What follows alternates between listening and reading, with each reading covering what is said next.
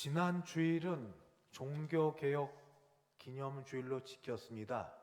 그러면서 시작 질문이 우리가 왜 508주년 되었는데 500년이 넘은 이때에 그 서유럽 독일의 한 곳 대학교이면서 교회인 그런 정문에 써놓은 95개조 반박문 때문에 2025년의 10월의 마지막 주일에 그것을 기념하여 지켜야 되느냐 하는 질문으로 지난 주일 말씀을 전해드렸습니다.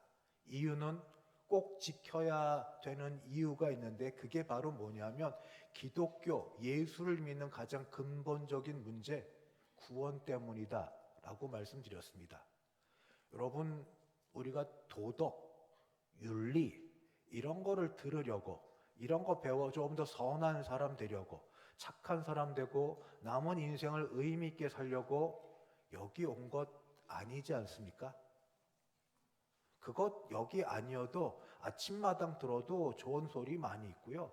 뭐 신문을 보고 뭐를 봐도 착하고 선하고 바르게 사는 참으로 본받을 만한 일들을 하는 분들 많이 있어서 그런 단체 많습니다. 꼭 교회 와야 됩니까? 그게 아니니까. 루터의 고민 가운데 있었던 건 구원과 관련된 고민입니다.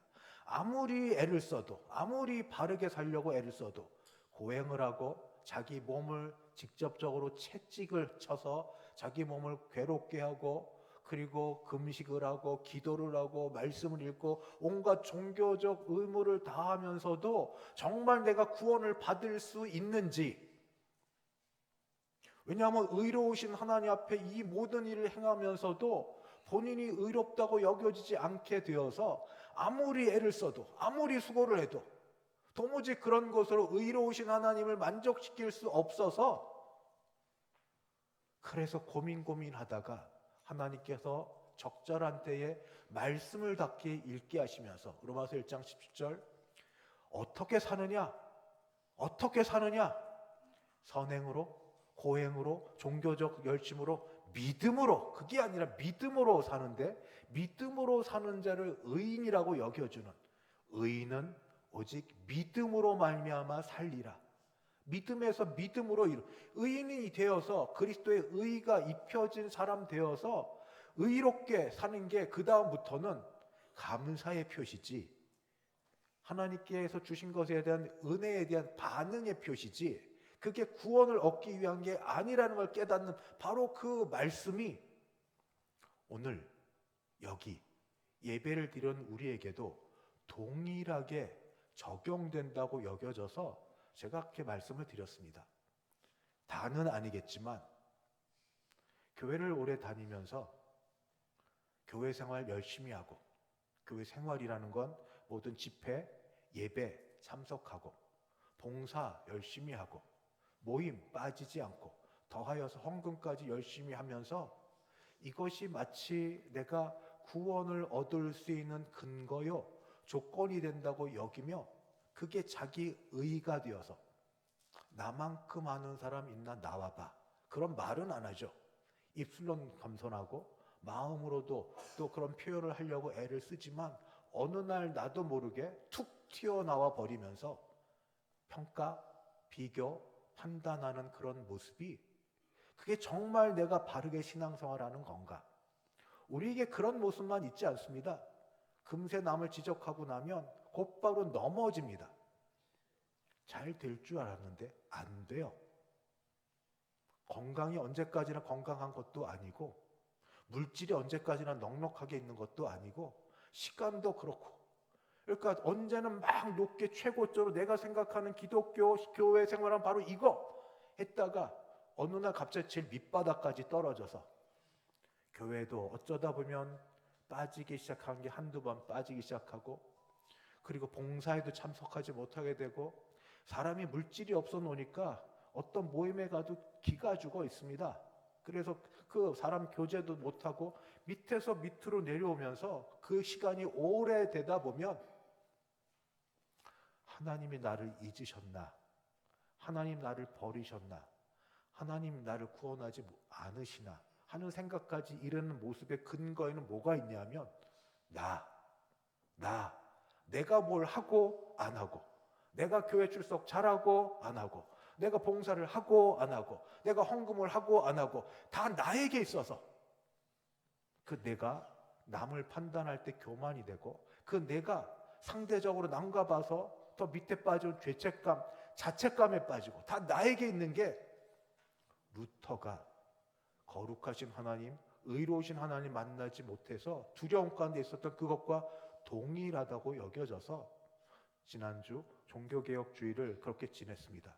결론은 이것도 저것도 아니라고, 잘하는 것도 못하는 것도 다 소용없다고, 잘해도 하나님의 은혜고 못해도 주의 은혜가 약하지 않고, 우리는 그저 그리스도의 십자가의 죽으심의 공로, 오직 그리스도의 십자가의 죽으심, 그 은혜로 죄 용서함 받았다는 그것 외에 우리 내놓을 게 아무것도 없다는 것을 깨닫고 나면 그저 감사할 뿐이고, 내가 부족해도 내 힘으로 되는 것 아니니 그 은혜 감사할 뿐이고, 잘해도 나도 옛날에 넘어지는 게 있으니 자랑할 것이 없는 걸로 여기고, 바로 그것.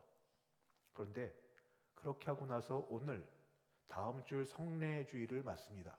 성례주는 거룩한 예식이라고 해서 거룩한 예식 중에 로마 가톨릭 교회는 7성례를 지킵니다. 7가지.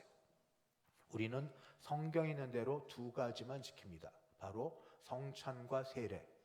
성찬과 세례에도 동일한 질문을 여러분에게 드리고 싶습니다.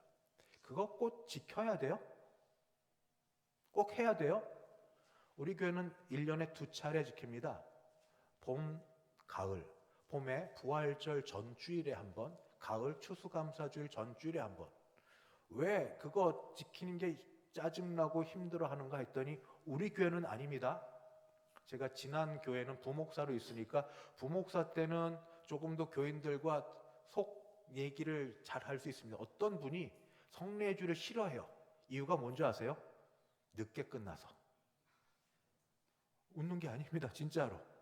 성례주일하면 예배는 예배대로 드리고 성찬 나누고 뭐 하는데, 다른 때보다 저는 짧게 끝내서 그렇게 끝내는데 거기는 좀 길어 30분 40분 되니까 배고프잖아요.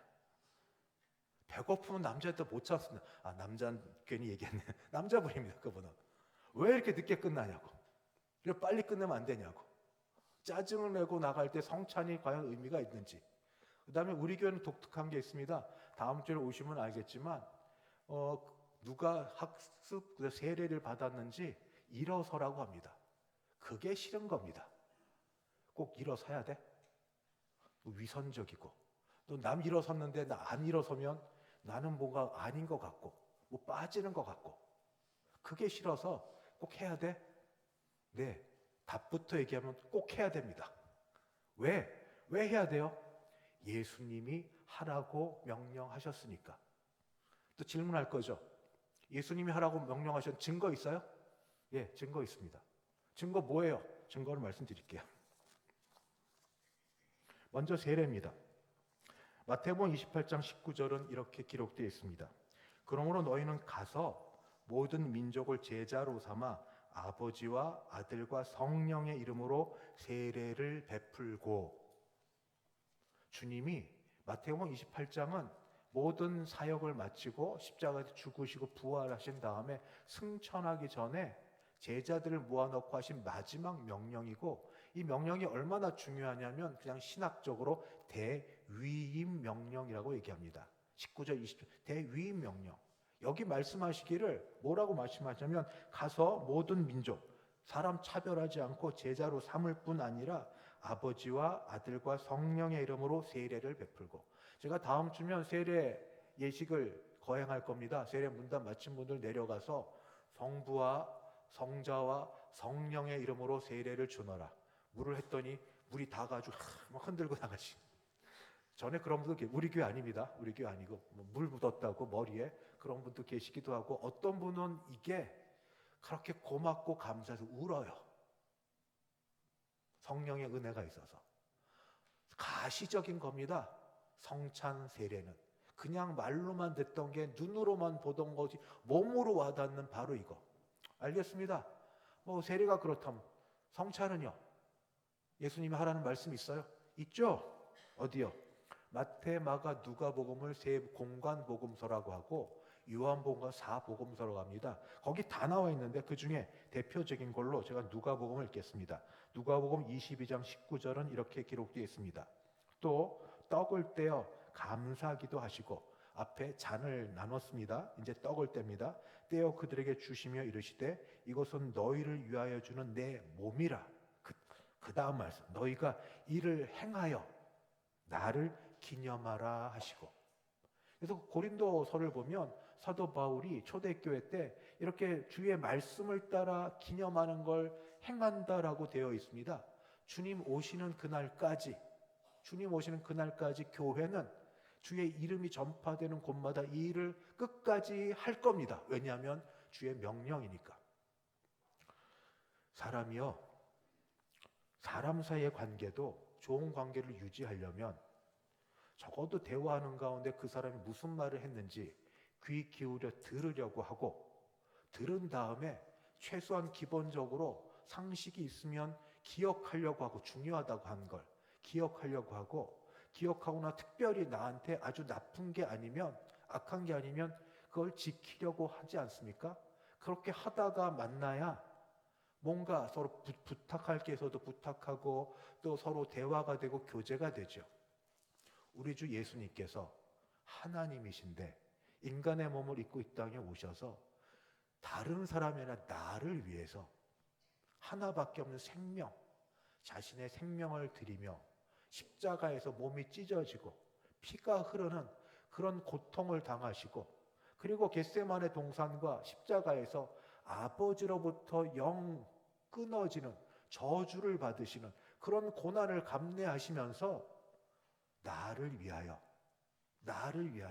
죽으시고 나서 이걸 기념하라고 그렇게 말씀하셨는데, 이게 밥 먹는데 배고프다고, 앉았다 일어나는 게 귀찮고, 남들 일어나는데 못 일어나는 게 부끄럽고, 그런 것 때문에 이거 안 했으면 좋겠다고 여기신다면 여러분 나중에 기도 요청하지 마세요. 아니, 나는 하나님 그리고 예수님하고 하나도 가깝지 않게 내 필요한 것만 다 채우고, 다급하면 하나님께 기도 요청하고, 그게 됩니까? 서로 하나님과 인간 사이도 상호 상부 오고 가는 게 좀 있어야죠. 하나님이 뭘 요구하시겠어요? 나를 위하여 하신 그 일을 기억했다가 순종하는 게 은혜고 복이라고 말씀하시면 그걸 따라하는 게 맞지 않겠습니까? 그런 의미에서 다음 주일이 성례의 주일인데 그날은 바빠요. 이것저것 해야 되니까, 오래 하면 배고파서 안 되시니까. 그래서 다음 주일 말할 것이 짧게 하는 대신에 오늘 적어도 그동안 느꼈던 것을 성례주를 앞두고 몇 가지로 말씀을 드리려고 합니다. 그것은 뭐냐 하면 바로 오늘 말씀처럼 13절에 하나님의 아들을 믿는 것과 아는 일에 하나가 됩시다. 이게 가장 우선입니다. 믿는 것과 아는 일에 하나가 되자 하는 겁니다. 먼저 교회를 왜 오시죠? 교회당이라고 하는 교회를 왜 오시죠? 어떤 분은 그냥 편하게 생각내는 얘기, 예배 보러요. 맞습니다. 절대 맞는데 용어 하나만 고치면 우리 마음 자세가 달라집니다. 예배 보러요 속에는 보다라는 말 속에 저는 조금 민감하게 받아들여서 그런지 구경하러, 그런 뜻으로도 들려지기도 합니다. 어떻게 들려지냐면 먼저 와서 목사가 하는 말이 나쁜 소리는 안 하겠죠. 근데 무슨 말 하나, 잘하나 못하나 보고, 그 다음에 우리 찬양대 찬양하면 누가 왔나 안 왔나 계수하고, 어떤 옷 입었나 그거 궁금해서 보고 또 시간 남으면 그저 갖고 있는 문서가 이거니까 이거 주워보고 판단하고 있고, 그 다음에 그 제하고 얼굴 안 닿는 곳에 자리하면 스마트폰 켜서 그때 이것저것 검색하고 이것 하고 저렇게 예배 보러 온다, 예배 구경하러 온다. 본인은 관찰자고 본인은 제3자고 잘하나 못하나 그런 얘기 들으러 오는, 여러분 안 그러시겠지만 저한테는 예배 보러 온다라는 말 속에 그런 느낌이 있어서 말 하나 바꾸시죠. 예배 보러 온다 익숙해 있는데 그렇게 하지 마시고 예배 드리러 온다. 예배 드리러 온다. 예배 드리러 온다만 해도 벌써 내가 주체가 돼서 내가 드리러 갑니다. 하나님께 예배 드리러 갑니다. 저는 장로님들 기도 때마다 늘 은혜를 받아요. 찬양 때마다 얼마나 감사한지 몰라요. 나 같은 죄인이 용서함 받아서 또 한 주간 살게 하셔서 예배의 자리에 불러주셔서 하나님 앞에 내가 진노 대상으로 내가 그렇게 없어지지 아니하고 죽지 아니하고 하나님 앞에 또 하루 살면서 오늘도 예배 드릴 수 있다. 감사해요. 진심으로. 제가 아마 1부 있던 2부든 시작할 때 하나님 감사합니다. 예배의 자리에 불러주셔서 감사합니다. 이렇게 기도하는 게 진심입니다. 하나님께서 예배할 수도 불러주신 것, 더하여 믿음 주신 것, 이 좋은 날, 밖에 나가 놀러 돌아다니기 얼마나 좋은 날, 믿음 주셔서 하나님이 다른 어떤 것보다도 이 일이 가장 중요하다는 것을 알게 하셔서 예배 드리러 오게 하신 그것 감사합니다. 얼마나 감사한지요. 그래서 기왕이면 예배 보러 온다 대신에 예배 드리러 온다. 오시는 가운데 남 판단하지 마시고 제일 중요한 것 죄 용서함. 우리 장로님들 늘 기도 가운데 들어갑니다. 그렇게 살고 싶지만 저도 그래요. 똑같이 아멘합니다. 죄 안 짓고 살고 싶지만 그때 마음뿐이고 약하여서도 넘어지고 그럼에도 불구하고 은혜 베풀어 주셔서 감사합니다. 하나님 은혜 감사합니다. 그 마음 갖고 찬양대의 찬양 그 곡조가 있는 신앙 고백들인데 잘 글자도 나오잖아요. 글자를 보면서 내 신앙이다. 내 고백이다. 감사하고 끝에 아멘도 크게 하시고 그리고 목사가 설교를 좀 못해도 그 중에 한두 마디 정도는 들을 말씀이 있을 거 아니십니까? 한두 마디는 그래도 하나님께서 오늘 내게 들려주신 말씀이 있어서 깨닫게 하시는 죄가 있는지 내가 가야 될 길에 대해서 가르쳐 주시는 걸음들이 있는지 저는 정말 그렇게 다녔어요. 어려울 때 혹시 설교 중에 하나님이 가라 오른쪽으로 왼쪽으로 그런 말씀이 있는지 급하고 어려우니까 그런 마음으로 말씀 듣고 모든 영광은 하나님께 경배 찬양이 얼마나 좋은지 그저 하나님께 그런 마음으로 예배를 드리러 오셨고 앞으로도 오실 줄 믿습니다. 예배 보러 오지 마시고 예배 드리러 오십시오. 그 가운데 해야 될 게 뭐냐면 믿는 것과 아는 것의 하나가 되는 겁니다. 교회가 한자로는 가르칠 교자의 무리 회자입니다. 그러니까 가르침을 받는 무리 이게 유대교의 회당에서 나온 것 같습니다. 성전이 예루살렘 성전이 하나 있고 멀리 떨어져 있으니까 각 곳에 회당이 있어서 율법을 낭독하고 거기서 가르침이 있고 교회에서 성경 공부하고 가르침 있고 소고로 나누는 거 맞습니다. 그런데 그 가운데 더 중요한 거는 예배를 드리면서 그 가르침이 믿음과 연결되어야 됩니다. 믿는 것과 아는 일이 하나가 돼요. 오늘도 그렇고 이제 오는 주일이 되면 토요일 되면 학습셀에 문답식을 합니다. 저도 옆에서 보조를 해봤고 지금은 그 앞에 이제 문답하는 입장에 있고 옛날에 어릴 때도 있었는데 왜 그런지 모르겠어요. 어릴 때도 저는 이제 유아 세례를 받아서 입교 문답을 하는데 그때 목사님은 친구 할아버지세요. 그러니까 아주 가깝습니다. 그런데도 장로님 계시고 왜 그 자리가 그렇게 어려웠는지 평상시 굉장히 가깝게 지낸 목사님이었는데 아마도 성령께서 함께 하시는 그 공동체 가운데 신앙을 고백하는 게 그렇게 어려워서 그런 게 아닌지 그리고 무엇보다 뭐가 문제냐면 그 질문하면 우리 장로님들은 굉장히 은혜로우세요. 그래서 격려하시고 축복하시는데 저는 그때만큼은 좀 나쁜 사람 됩니다. 나쁜 남자 돼서 구원 받았는지 믿음에 서 있는지 예수는 믿는지 회개는 하는지 이렇게 묻습니다. 왜냐하면 이때 아니고서는 신앙 교육할 시간이 별로 없어요. 그 이후에 중직자가 되면 잘할 것 같은데 잘 안 되더라고요. 그때만큼. 근데 제일 아쉬운 게 그때나 지금이나 똑같은 게 하나 있어요. 구원 확신이 있으세요? 네, 그럼 뭐 이제 장로님 어떻게 뭐 이렇게 우물쭈물하다가 뭐 믿음으로까지 나오면 제가 한 번 더 질릅니다. 정말 믿으세요? 그러면 이제 약간 좁니다. 쫄아서 그게 믿는 것 같은데 확신 같은데 제가 잘 모르겠어요. 되게 선해 보이고 양심적인 것 같지만 저는 교만하다고 생각합니다. 이게 아까 말씀드린 대로 구원을 내가 얻는 거죠. 왜 그렇게 아직 교회를 잘 못 나가서요. 아직 믿음이 부족해서요. 아직 신앙생활을 못해서요. 그러니까 학습 세례 교육했죠. 구원은 믿음으로 받는다고. 근데 문제가 더 큰 게 뭔지 아세요? 그렇게 학습 세례 문답 가운데 장로님들이 은혜로 받아주고 저는 하라고 말해서 학습 세례 문답 그리고 예식을 다 끝나고 나서 그러고 나서 돌아가실 때까지도 그냥 그 정도에 머물고 사세요.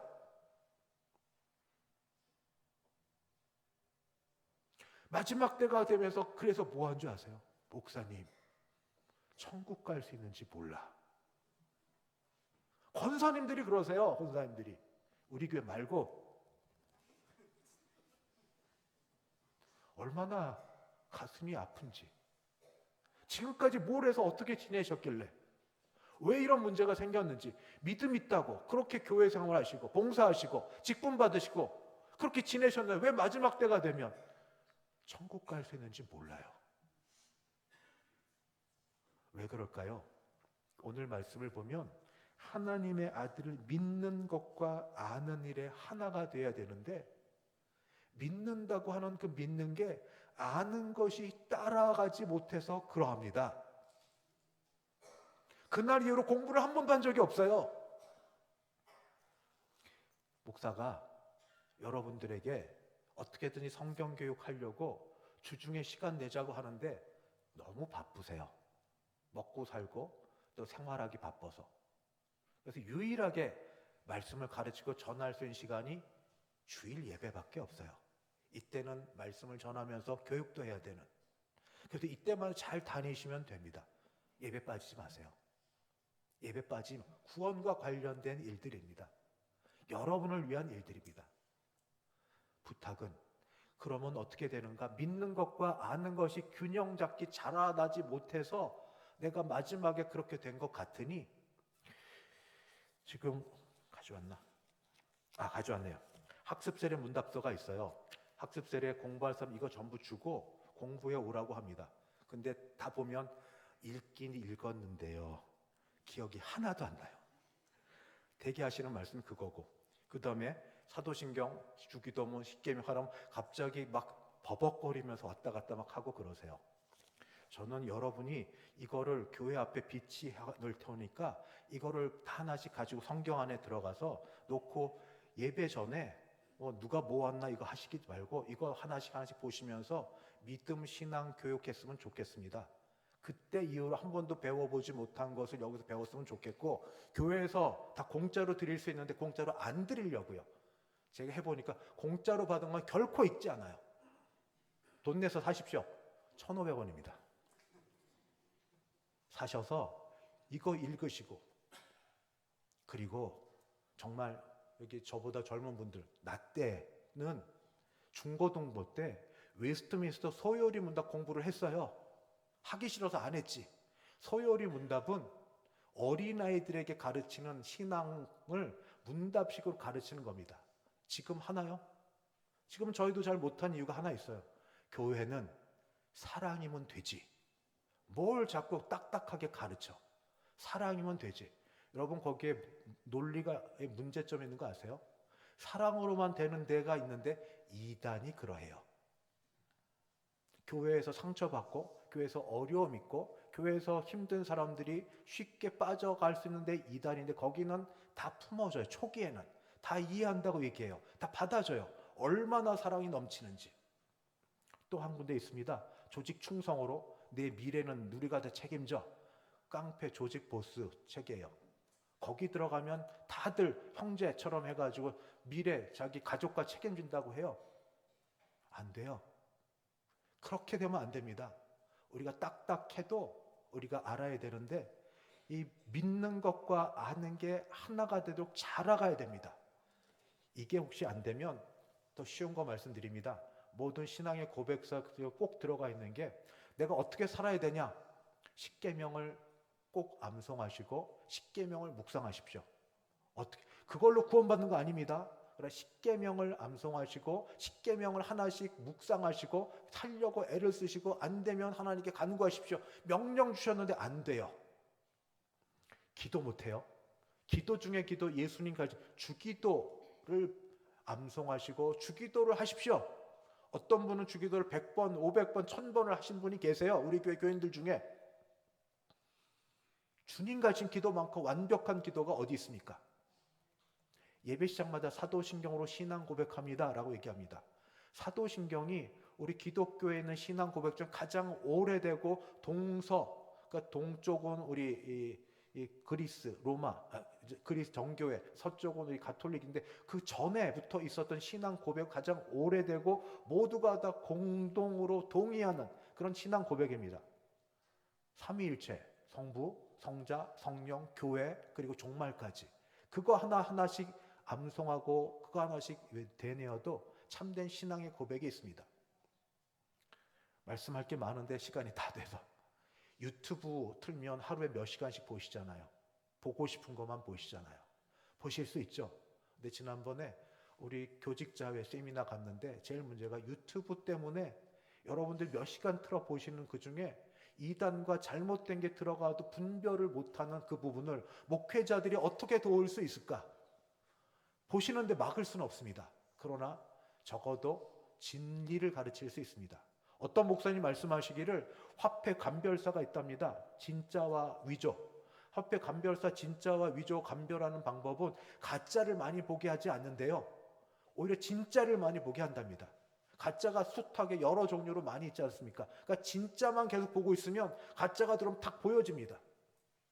성경 처음부터 끝까지 다 읽는 게 쉽지 않은 거 압니다. 그러면 진짜인 10계명, 10가지 계명이잖아요.